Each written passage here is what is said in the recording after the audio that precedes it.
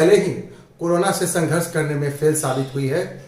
ऊपर से जो बाढ़ की आपदा है उसमें बाढ़ पीड़ितों के लिए जो राहत है वो राहत पहुंचाने में फेल हो रही है। उनके लिए जो राहत सामग्री है, खाद्यान्न है, स्वास्थ्य की व्यवस्था है, उन्हें नहीं मिल पा रहा है। हम अपील करते हैं स्वयंसेवी संगठनों से कि वे आगे बढ़े और बाढ़ राहत पंचायतों तक पहुंचे, वरना इस सरकार के भरोसे लोग भूखे मर जाएंगे, लोग इलाज के अभाव में मर जाएंगे।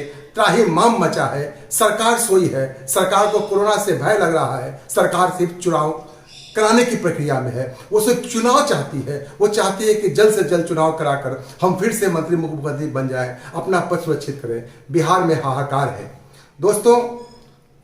अभी जो मुख्यमंत्री के द्वारा इन बाढ़ पीड़ितों के लिए 6,000 की सहायता राशि की घोषणा की गई है। अब बताइए, जिसका 5-7 बाल बच्चा है, जिसका माल मवेशी है, जिसका झोपड़ी बह गया, घर बह गया, उसे ये 6,000 रुपया देंगे। वो ये पूरी प्रक्रिया करने के बाद ये राशि कम है। आम आदमी पार्टी की ओर से आज पूरे बिहार में हमारे कार्यकर्ता, हमारे नेता आज विरोध प्रदर्शन कर रहे हैं बिहार सरकार के विरुद्ध। हम उनसे अनुरोध करते हैं बिहार सरकार से, हम अपनी बातें पहुंचाना चाहते हैं कि आपने जो 6,000 की सहायता राशि की घोषणा की है, इसे बढ़ाकर कम से कम 12,000 किया जाए। ये राशि काफी पहले तय हुई थी, कई सालों पहले तय हुई थी, महंगाई काफी बढ़ गई है। कम से कम 12,000 प्रति परिवार की सहायता राशि दी जाए।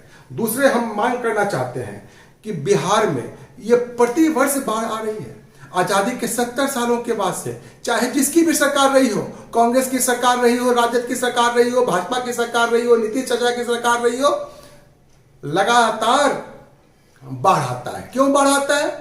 क्योंकि जो नहरों की साफ सफाई है उसमें भ्रष्टाचार है, घोटाला है। बांधों का जो निर्माण है, बांधों की जो मरम्मत है, वो सही ढंग से नहीं की जाती, वहां भ्रष्टाचार है।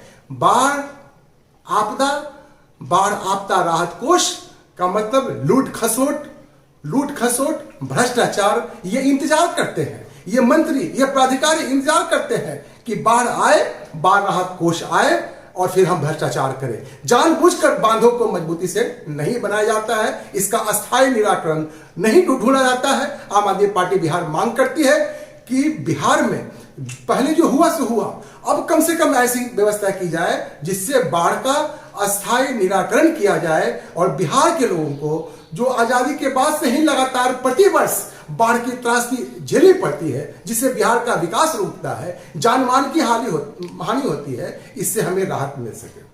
हम